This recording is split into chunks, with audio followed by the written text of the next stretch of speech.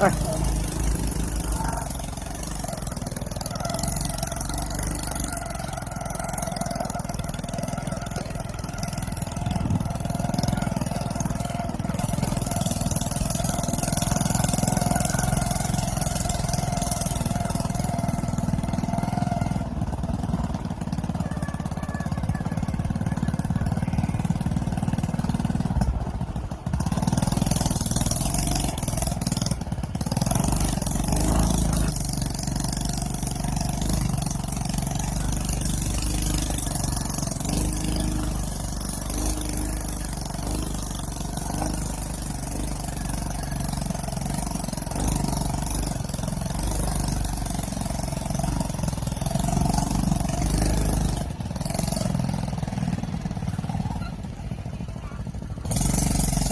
Kaya? Sarap.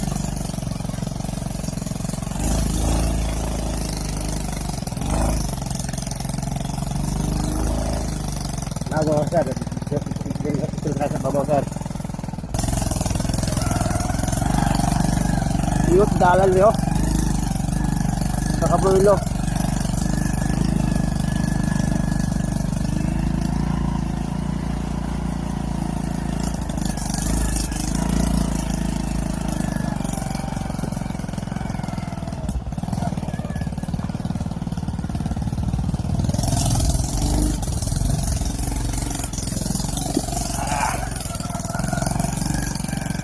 Ma'am.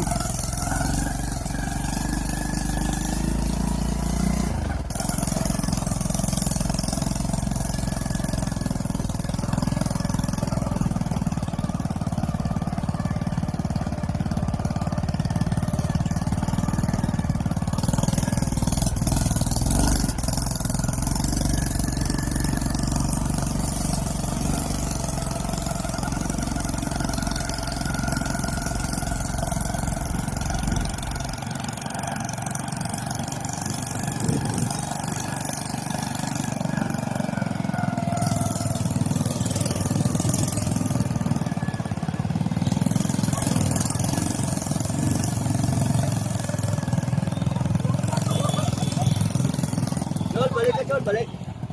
Balik ka John. Kaya po John, kaya dapat kayo friend. Tapos ka, gamay sila dapat gamay. Ako sila sa ko, gamay ko. Barangay ko, sabihin.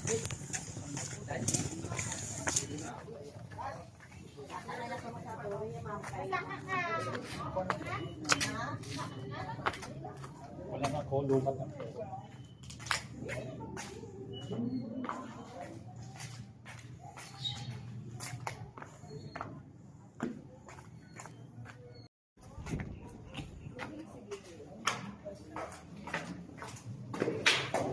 The oldest lighthouse. There's still no Aguilar. Aguilar, Carico.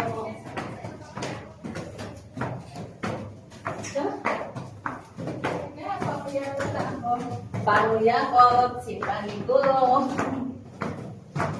Nakakahilo. How many steps? Di ka pa nabiga. Wala na. Ay, ginoo ko. Right na yung shot, hindi mo na makita. Sila pa kasi yung one. Kaya natin to. Oh, ebo juice. Diyos ko!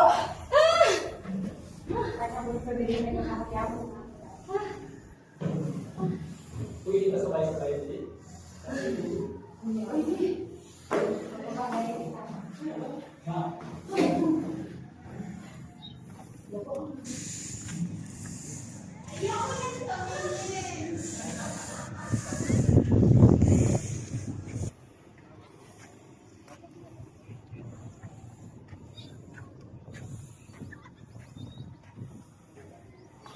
So, we made it here sa taas ng Parola sa Hituno Island. So, it's actually, this part is closed.